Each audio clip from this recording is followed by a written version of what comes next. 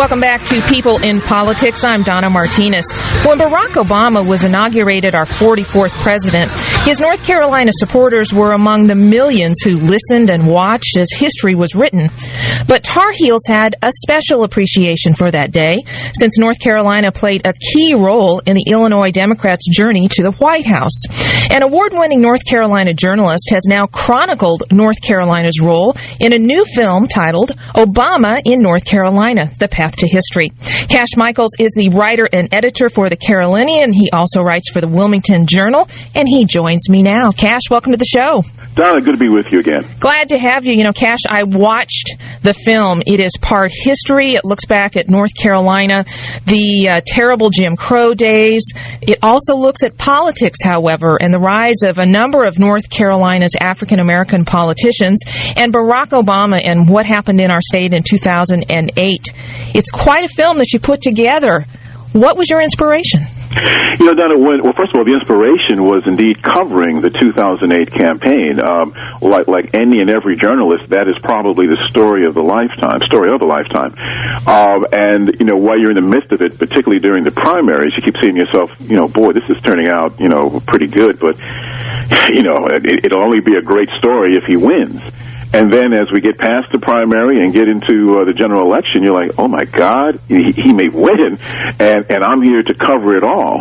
And the fact that, particularly in the primary, where he had that dramatic victory over Senator Hillary Clinton, and the thing that I love about this film, Donna, is that not only is it a documentary and it recounts history, but it also gives you some never-before behind-the-scenes stories, which I'm pretty sure you'll ask me about, one in particular about the role of Governor Hunt. Yes. And how he had a stronger role in the campaign than we first knew about.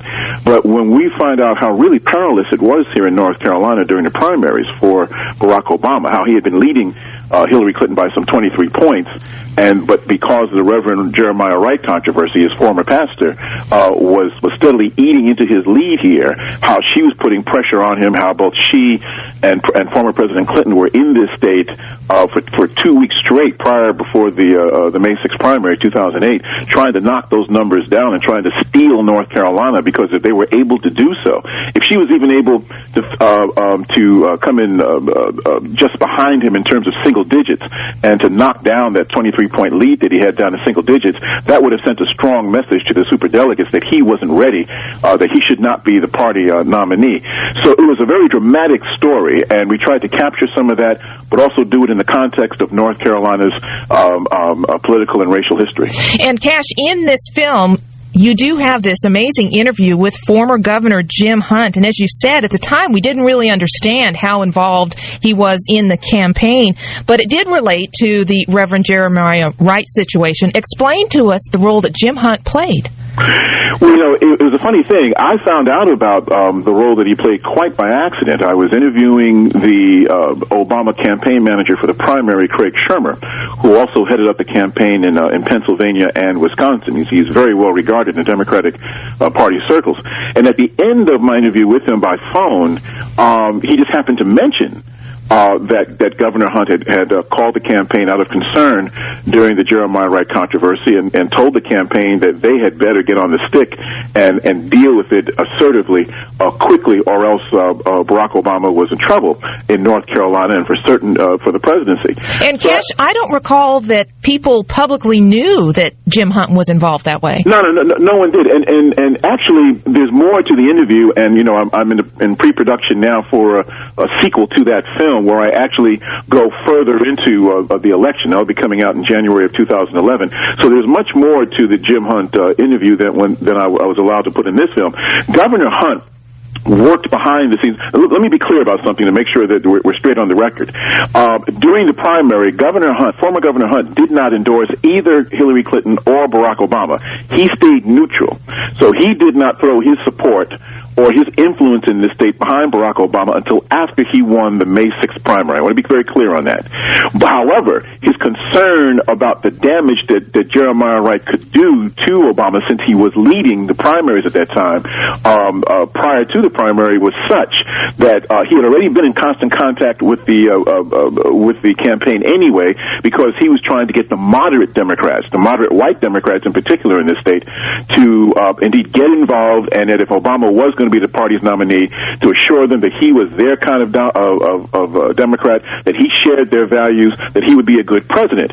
Well, that was kind of hard to do with Jeremiah Wright causing problems every other day. So he was involved long before we realized it, but the Jeremiah Wright situation really crystallized his involvement, where he put his foot down with the campaign and said, deal with this now or else your candidate is toast. And then we had the Winston-Salem press conference from then candidate Obama. Exactly. That happened. That took place on April the 29th, and something which I didn't put in the film, which I will put into the sequel, is that I was actually with candidate Barack Obama that very morning.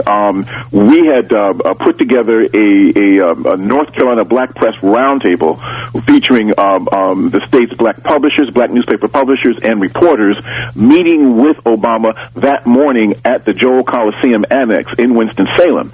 They had actually cut our meeting short because they said that the press wanted to ask Obama more questions about Jeremiah Wright. You'll recall that the day before, April 28, 2008, was when Reverend Wright had that performance at the National Press Club in Washington, D.C., and it really caused a firestorm, and that put pressure on Obama to denounce him.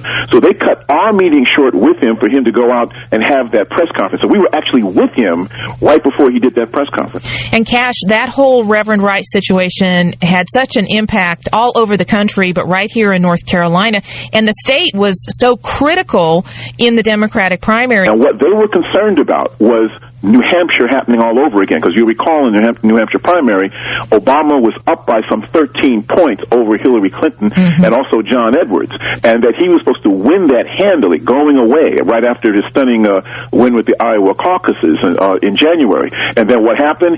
Hillary Clinton did that crying thing, and the next thing you know, she beats Obama. She comes from 13 points behind and beats him by 2. They were concerned that that could happen again in North Carolina, and because North Carolina was the last big state with some 134 delegates, if you add the superdelegates too, if she could win North Carolina while she still wouldn't catch up with them numerically, that would have said something, and that would have shook the world as far as the superdelegates were concerned, that he was losing steam, and that maybe, just maybe, he should not be the party's nominee. So that stunning piece, and I think actually historic, piece of video behind the scenes of a tired Obama speaking by speakerphone to his staff at the Morgan Street headquarters of Obama for North Carolina, Obama for President of North Carolina, and you hear him tired, but you hear him concerned and saying, look, you know, all the stuff that's been happening is not your fault, and I apologize for that, but for the next 2 days, we've got to dig in. We must win North Carolina, because if we don't,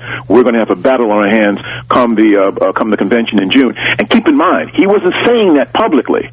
So publicly, he wasn't anywhere near that concerned, but privately, they were very concerned about what Hillary could do. She was gaining speed, and he was very concerned that she might overtake him.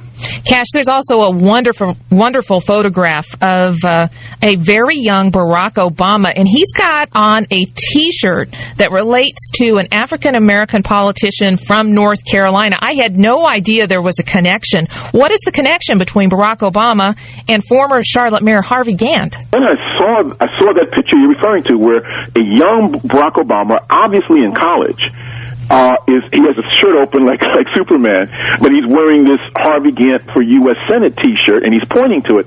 And I said, where did that come from? Right. I honestly said that. Absolutely. Well, Cash Michaels, congratulations on the film. It is quite a documentary, as I said, part history, part politics. Cash, if people want more information about where they can view it or to buy the film, where can they go? They can go to www.obamainNC, that's ObamaInNC.com. They can also come and see the film at the Galaxy Cinema on Tuesday, February the 16th. The Galaxy Cinema in Cary. It's like where a lot of foreign films and stuff show. The Galaxy Cinema on Tuesday. That'll be the first time that the film will be shown on the big screen in a theater with popcorn and Coca-Cola and jujubes and everything. There you go. Award-winning journalist Cash Michaels. Cash, thank you so much.